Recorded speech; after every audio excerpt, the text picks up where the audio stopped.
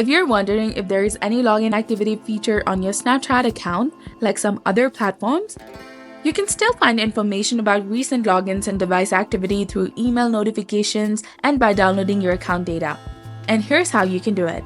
First of all, you have to check the email alerts. Snapchat sends email notifications if a new device logins to your account and if there is any suspicious activity or login from your new location.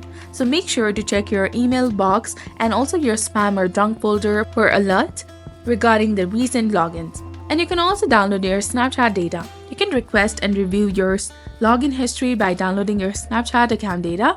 So first of all, open your Snapchat application on your mobile device and make sure that you're logged in with your specific account. Now tap on the Bitmoji icon in the top, then tap on the gear icon to access settings. From here, scroll all the way down and go to My Data. Log in again if prompted, scroll down and tap on Next, and then click on Submit. Check your registered email for a link to download your data, and open the downloaded file and look for the login history in the account activities section, and you'll be done. You can also enable two-factor authentication on your Snapchat account, which will add an extra layer of security by enabling two-factor authentication.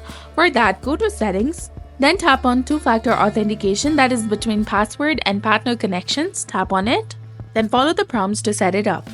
You can also monitor active sessions on Snapchat. While Snapchat does not display real-time login activity, you can manage your devices by going to Settings and then go to Session Management.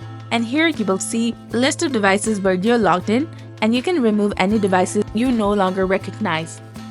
So this was all about it. If you found this guide helpful, please like, share, and subscribe. Thanks for watching. See you in the next one.